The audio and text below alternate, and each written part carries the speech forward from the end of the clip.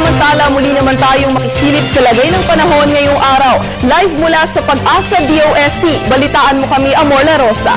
Amor, good morning. Ano ang lagay ng ating panahon ngayong araw? Yes, good morning din sa inyo, Persalyn. Good morning, Pilipinas. Live mula sa Pag-asa Weather and Flood Forecasting Center, narito na po ang latest sa lagay ng ating panahon.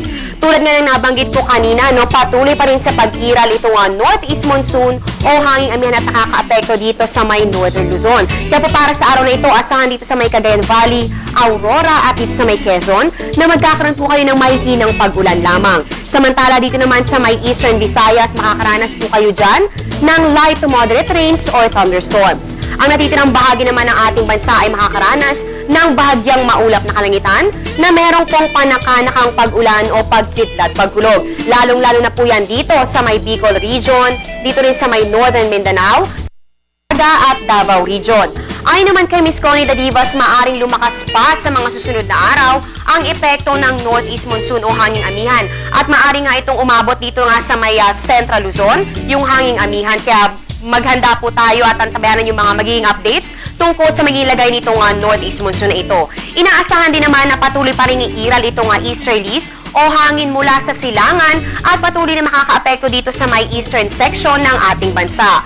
At wala pa naman po ngayong namamatang sama ng panahon o bagyo na pwedeng mabuo o pumasok sa ating Philippine Area of Responsibility sa mga susunod na araw. Nagtaas na po ulit ng gale Pag-asa. At ayon nga dito, para po sa araw na ito, nakataas ang gale warning sa northern seaboard ng Northern Luzon at sa eastern seaboard ng Luzon.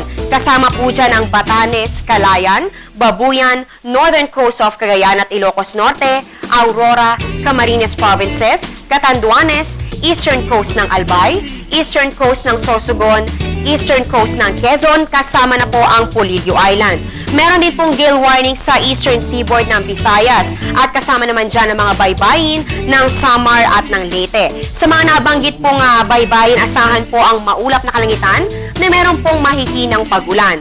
Ang wind force po o lakas ng hangin ay aabot ng 52 to 63 kilometers per hour at ang taas naman po ng alon ay mula 3.4 to 4.5 meters.